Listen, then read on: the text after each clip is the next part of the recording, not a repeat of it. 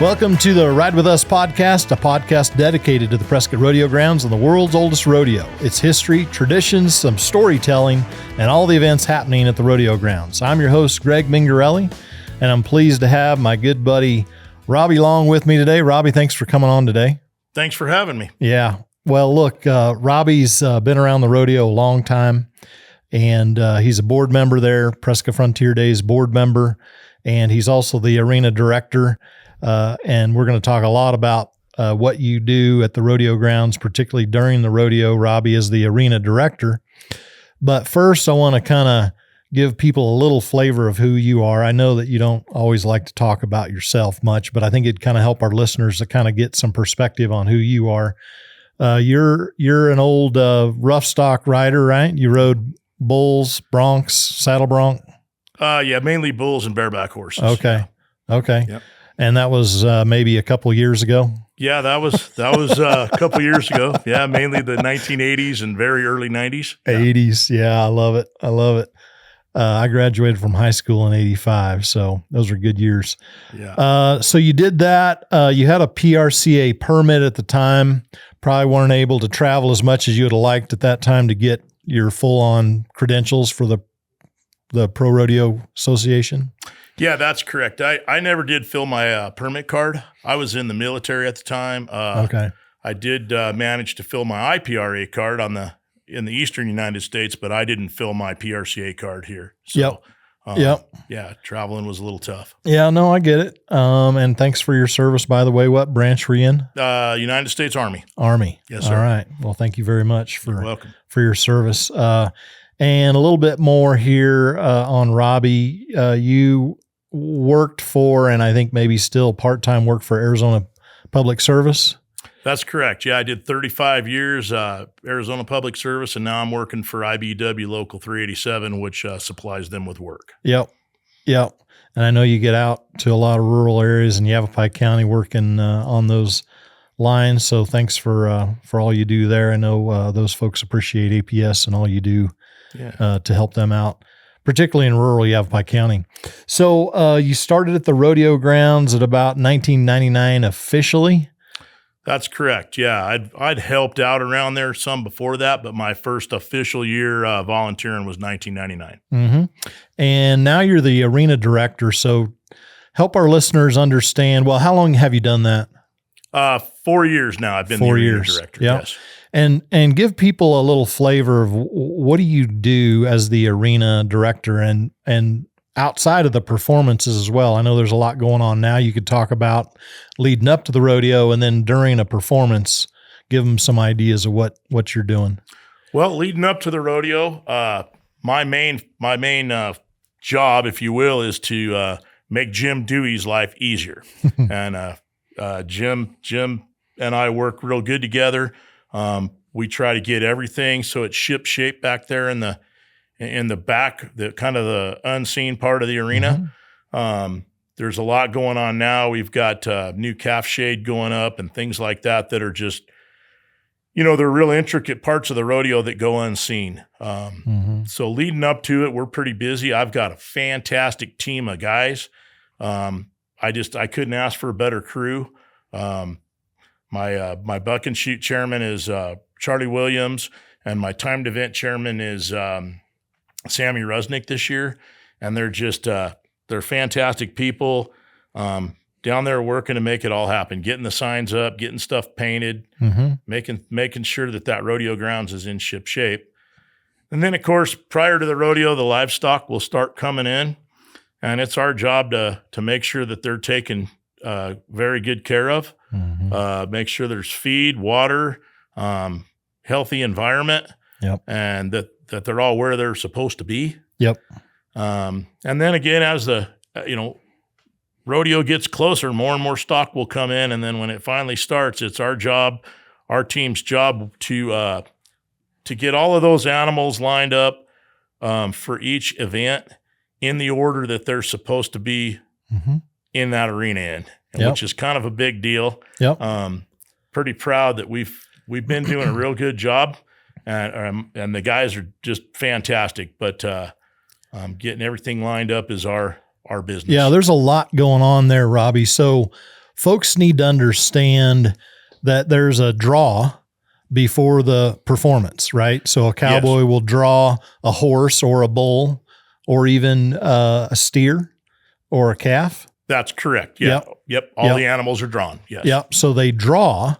So then your guys have to make sure that that livestock, horses, bulls, steers, whatever it is in the right order for the performance. And some of those horses want to have a different gate opening than others. Is that right? Yeah, that's correct. Yeah, there's left hand and right hand delivery chutes, and there's left hand and right hand delivery animals, and the object is to give that animal its best trip for that contestant to to perform on. Yeah.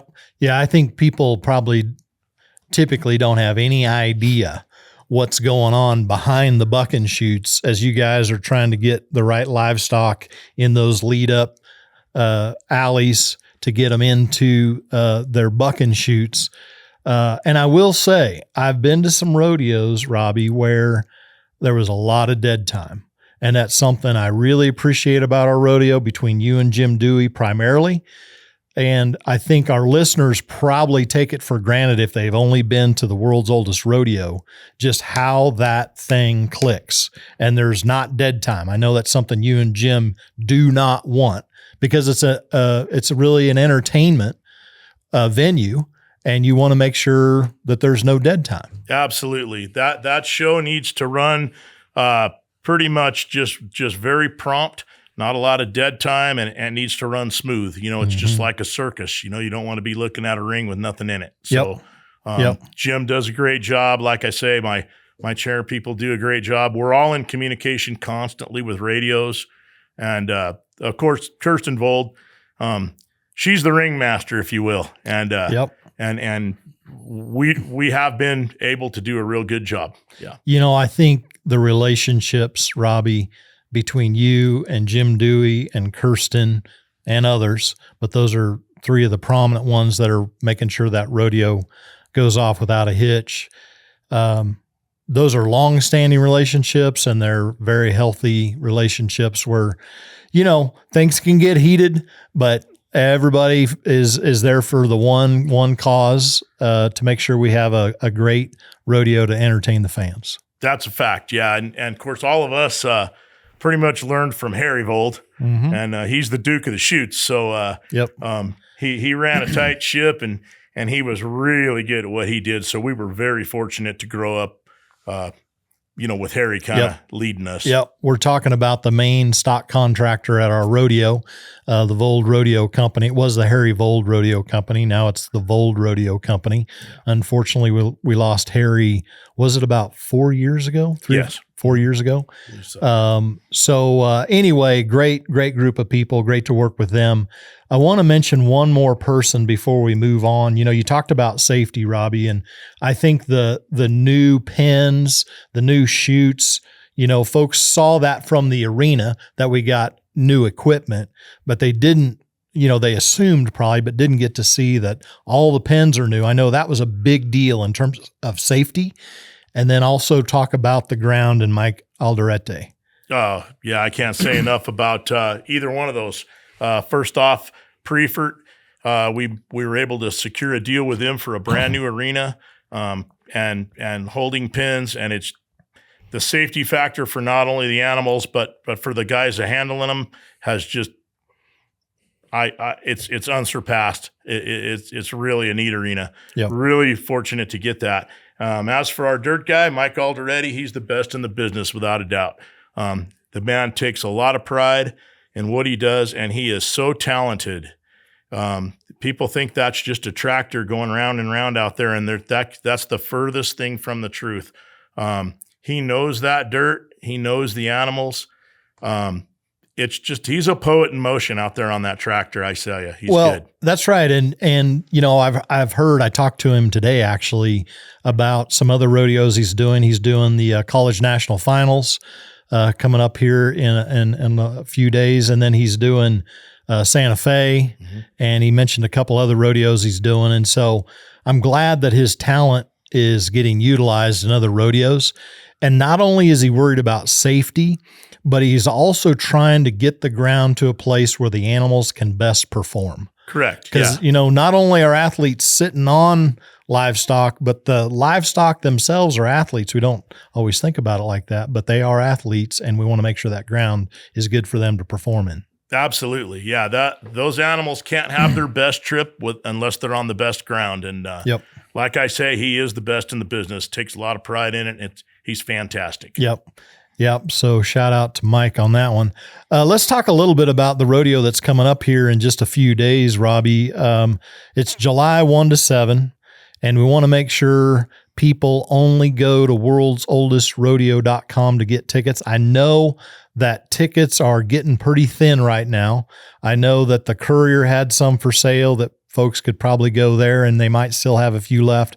But we do have a new venue that I want to make sure people know about, and it's called the Whiskey River Tavern Corral. Can you help our listeners kind of understand where this is at, this new venue?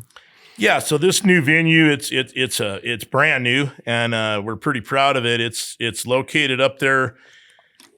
I don't know if the word is above the grandstands, but kind of adjacent to them there, and it's almost kind of like a private seating deal. It's pretty posh. Yeah. Upper, Well, it's right on the arena, right, Robby? And people know that big walkway in front of the grandstand. Yeah. There's kind of a no man's land, right? That has a chain link fence and the arena fence. Typically the camera guy is in there. Right. And that's where these folks are going to be. Yeah, they're right there. It's I don't know. That's why I said above's probably not the right term, but in front or however you'd say it, but they're on the edge of the action for sure. They're right on the arena fence. Yeah, they're gonna taste a little dirt and maybe a little something else, and they're right there where the action is. They're very primo seats. They're on the old warning track. For those of you that know Prescott and remember the old track days. Yeah. So it's a really neat deal. It's $100 venue. There's a limit to 24 people. It includes a program, a day sheet, and a drink ticket. And it's going to be a fantastic venue if we can get the word out. Yep. So hopefully some of these are still left. I know we're getting close to the rodeo, and folks would call the rodeo office, right? That's correct. To get these. And the reason you have to do that, folks, is because it's a 21 and over venue. We need to make sure that you sign a waiver because you're so close to the action.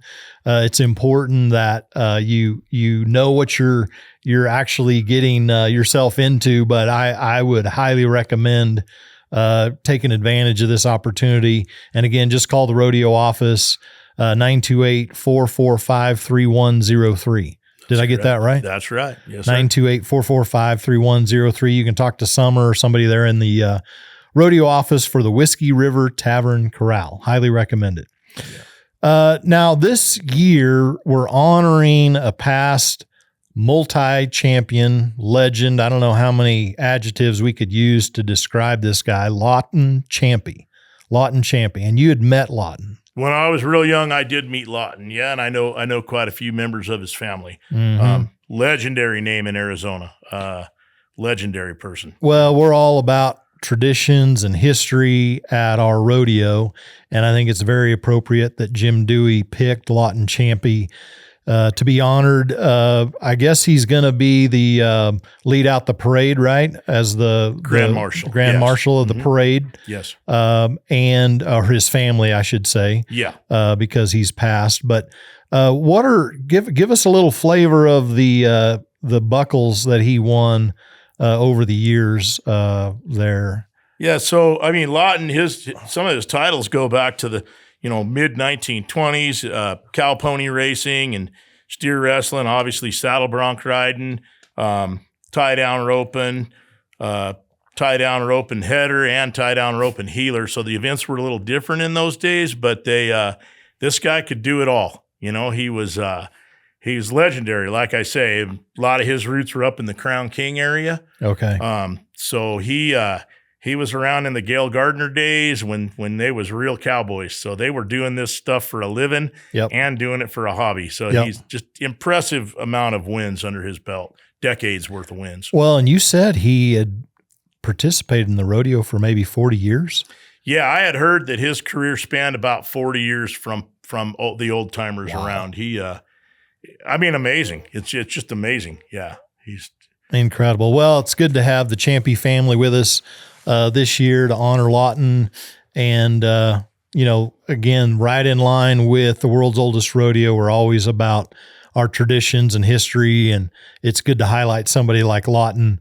From that era back in the day when they were, like you said, they were real cowboys doing this every day, and then they came to town to do a contest. Oh yeah, it was amazing. Yeah. One of the guys I worked with is a member of the Champy family, and I can remember him telling a story about his grandpa and Lawton took off on a lion track up there around the Crown King area and ran that thing plumb down to downtown Phoenix before the dogs treat it. I mean, you can just imagine that was pretty Western. I mean, them guys were tough. I can't even Crown King to Phoenix. And Phoenix probably didn't go as far north as it does now back then. Oh no, it didn't. I think when he told me the story, it was somewhere down around Baseline Road, like way down there. So I mean, you could just imagine that chase going on. I mean, it's legend of some things you see in movies, So, that's amazing. Yeah. I'm sure those horses were about worn out.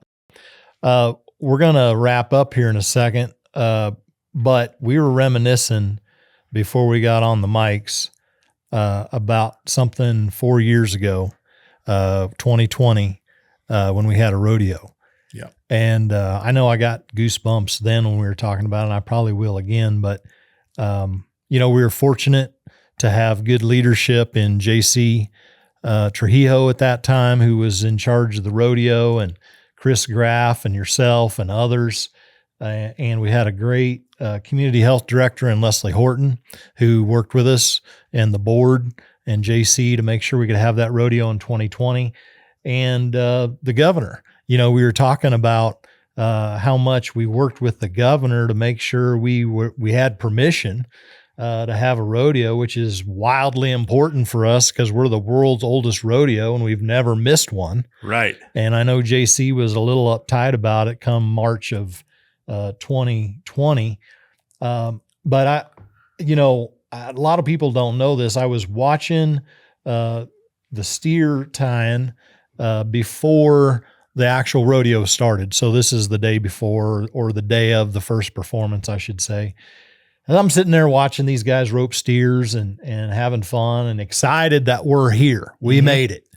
And I get a call from the governor's office. I'm like, oh no, what do these guys want?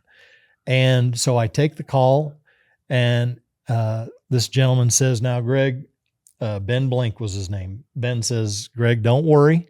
You're going to have your rodeo, but the governor's making an announcement today that there will be no gatherings of 50 or more as of today. Yeah. And I was like, holy cow, we dodged a bullet there. But, the governor believed in what we were doing and knew that we were having a safe event. We put all these protocols into place. Everybody worked together really hard. It's an outdoor event, and everybody loved it. But I know you had some perspectives from that rodeo as well. I did. And when you started off with that long line of folks there, Chris Kraft, JC Trujillo, he's my hero. Mm-hmm. You left yourself out. We had a great mayor at that time in the town of Prescott, and that was you. And a lot of that credit should fall on your back because you did a hell of a job making that rodeo happen. But I will tell you that one of the neatest things about that year, I happened to be standing with JC and Chris when you called Chris and said, it's a go. And man alive, I have goosebumps right now. I mean, it was our community needed that desperately. We were at an all-time low. Our community needed it, and we needed it. And, the cowboys and cowgirls needed it because that's how they make their living. And Cowboy Christmas, for the folks that don't know, that's the 4th of July. Right. 4th of July on the rodeo trail. There's more rodeos that 2-week period than the rest of the year put together. And guess what? There were no rodeos for these folks to go compete and make their living. Right. And Prescott had one. And leading into what kind of we were touching base before this deal, one of my best remembrances was the last day of that. Last perf. The last perf. It was a day perf, and the man alive, the people that rolled in there, the big namers, it was fantastic. I mean, the whole rodeo was fantastic. Right. But the last perf was just, I never seen as good a perf in all the rodeos I've ever been to in my life. Top 20. The tops. Top 10. Yep. I mean, and that whole rodeo was won the last day. Right. I mean, it was just crazy that there was more ability there on that last day than you can even begin to imagine, you know. It's a great exclamation point to that rodeo, right? Oh yeah. Yeah. It was fantastic. It's one of my probably all-time memories. Yeah. Good memories that we were just very fortunate to even have a rodeo. Thanks to you, Governor Ducey at the time. Yep. JC worked real hard. Chris, God rest his soul. Yep. He put a lot of, everybody was needing that, and it was a good thing. Yeah, I was so glad we could do that, and I was so proud to be a part of the team. You know, something that we'll all be proud of for years to come, and that'll be talked about for years to come, Robby, because, you know, there's those points in time, whether it's a world war or the Depression or whatever those events were, we always had a rodeo. Yeah. And the pandemic of 2020 will be one of those points in time where a lot of rodeos didn't happen. Exactly. And I'm glad to say that we did. And it was what our people needed. Oh, we needed definitely to come together, and that's what our rodeo is about, is everybody coming together and celebrating. Yeah. Yeah. That's a good thing. And we hope to see y'all out there. It's going to be a great show. And I appreciate you having me here today, Greg. Robby, thank you so much for all you do for the rodeo. You're a huge asset. Running the arenas is a big deal. And thank you for your service on the board. We have a great board, and you're a part of that. And for everybody out there, I can't wait to see you here in just a few days at the world's oldest rodeo. Thanks for joining us on Ride With Us.